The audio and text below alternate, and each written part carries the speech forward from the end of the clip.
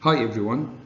Today we are going to investigate how to generate an electric current from a spontaneous redox chemical reaction.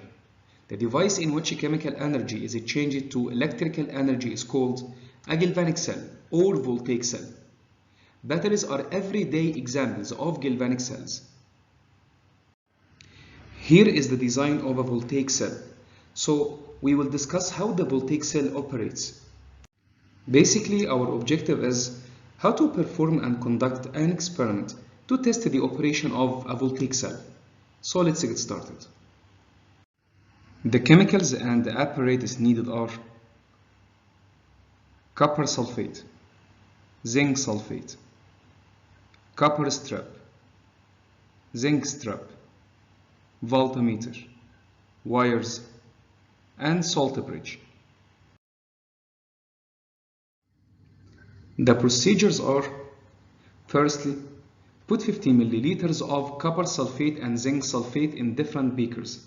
Then, connect zinc electrode to the red wire that is connected to the red side of the voltmeter, while copper electrode should be connected with the black wire that is connected to the black side of the voltmeter.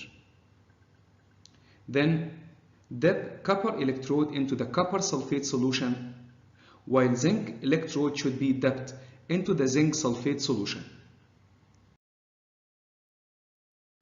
In a redox reaction, two half reactions occur. One reactant gives up electrons, undergoes oxidation, and another reactant gains electrons, undergoes reduction. On the right side, a piece of zinc going into a solution as zinc ions, with each zinc atom giving up 2 electrons, is an example of an oxidation half reaction. As shown in the equation, zinc solid is oxidized into zinc ion 2+, plus 2 electrons are lost.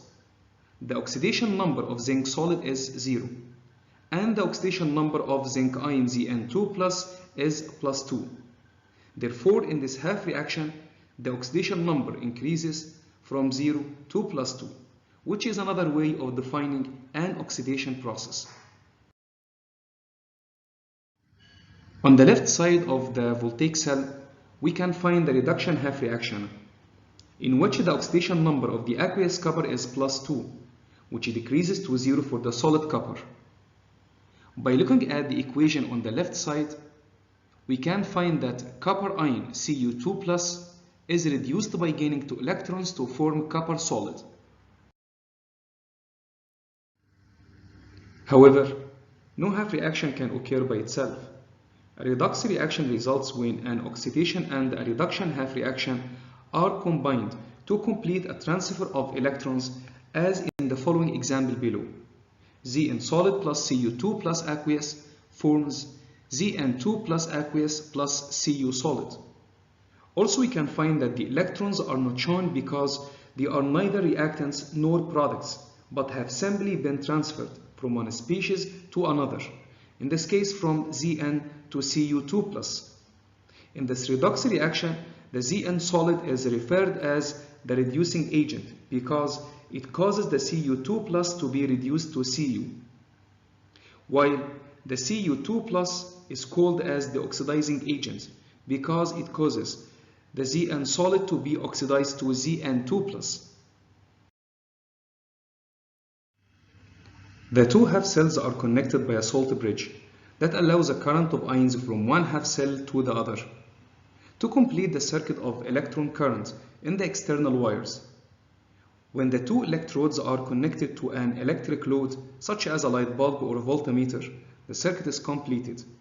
The oxidation-reduction reaction occurs, and the electrons move from the anode, the negative electrode, to the cathode, the positive electrode, producing an electric current. In order for the transfer of electrons in a redox reaction to produce an electric current and be useful, the electrons are made to pass through an external electrically conducting wire instead of being directly transferred between oxidizing and reducing agents.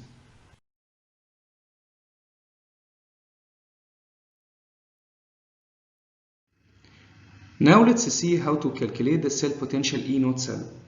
Any half reaction can be expressed as a reduction A measure of the tendency for a reduction to occur is its reduction potential E, measured in units of volts. At standard conditions 25 Celsius and the concentrations of 1.0 molar for the aqueous ions, the measured voltage of the reduction half reaction is defined as the standard reduction potential E0 cell. The E0 cell, which is a measure for the voltage that the battery can provide, is calculated from the half cell reduction potentials E0 cell equals E0 cathode minus E0 anode. Based on the values for the standard reduction potentials for the two half cells from the table, negative 0.76 volts for the zinc anode and positive 0.34 volts for copper cathode. To calculate the standard cell potential E0 cell for the galvanic cell, it will be positive 0.34 volts minus negative 0.76 volts, which is equal to positive 1.10 volts. Thank you for listening and see you in the next video.